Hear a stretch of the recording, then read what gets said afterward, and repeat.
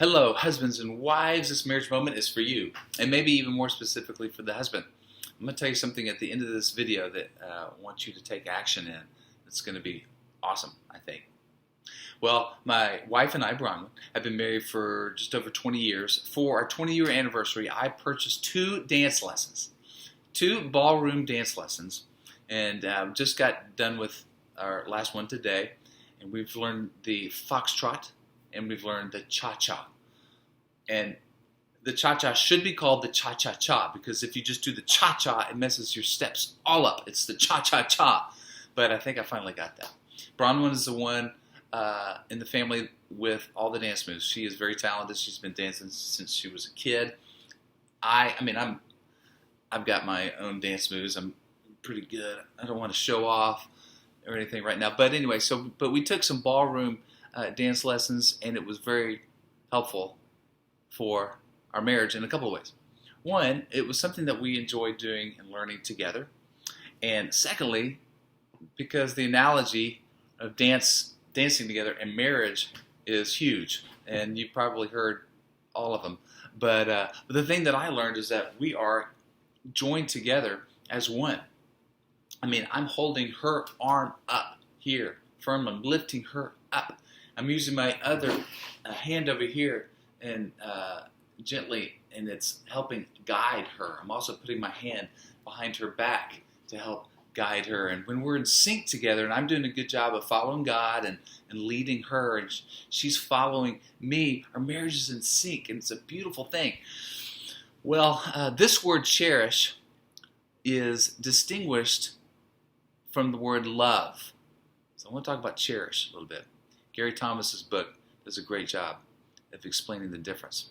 So they're kind of two sides of the same coin. Love is foundational, and it's the grounding component of love and cherish. And cherish is kind of the excitable part, the passionate part behind love. And I think to have a marriage that dances, you have both. Let me tell you what Gary Thomas says about this. He compares it with 1 Corinthians 13 and Song of Solomon. Song of Solomon is the passionate, cherished side of love, if you will. Listen to how he describes it. He says, love doesn't want the worst for someone. 1 Corinthians 13:6 says, love does not rejoice at wrongdoing, but cherish celebrates the best in someone. Listen to Song of Solomon 1:15 says, behold, you are beautiful, my love. Behold, you are beautiful. It's more poetic, right? Well, love is about being gracious and altruistic, right? Because 1 Corinthians 13 says love is patient and kind.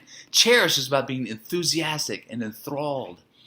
Song of Solomon 4:10 says, how much better is your love than wine, and the fragrance of your oils and than any spice. Love tends to be quiet and understated. 1 Corinthians 13 says, love does not envy or boast. Absolutely. Well, cherish boasts boldly and loudly. My beloved is radiant and ready, distinguished among 10,000. Oh, love thinks about others with selflessness. Absolutely. 1 Corinthians 13:4-5 says, love is not arrogant or rude. It doesn't insist on its own way. Yes, cherish thinks about its beloved with praise. Your voice is sweet and your face is lovely. Well, love puts up with a lot, right? Because love hopes all things, endures all things. 1 Corinthians 13:7. But cherish enjoys a lot. Song of Solomon 5:16 says, his mouth is most sweet and he is altogether desirable. Oh, yes! Don't you love this? So love and cherish complement each other, Gary says. Without the bedrock force of love, cherishing won't last. It'll be a sentimental ideal that's lost in the real world. Without cherishing, love feels like a duty more than a delight, right? Men, our wives want to be more than just simply to be loved. They want to hear something like, you've captivated my heart, my sister, my bride. You've captivated my heart with one glance of your eyes. Song of Solomon 4:9. It's not cheesy, it's enthusiastic. I'm not saying you go say that to your wife. Maybe it's not a bad idea. But are you enthusiastic about your bride? Is she this beloved gift that God has blessed you with? You want to enjoy that gift.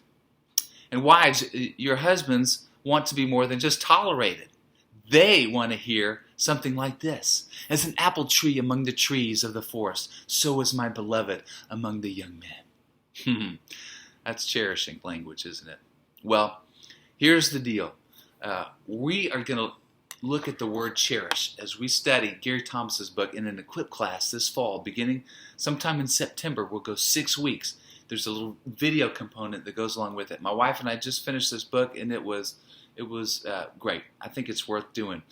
If you want to learn how to cherish one another, you want to sign up for this. So sign up on our website. Email Anna at c3houston.org or email me, Todd, at c3houston.org, and would love to tell you more details about this.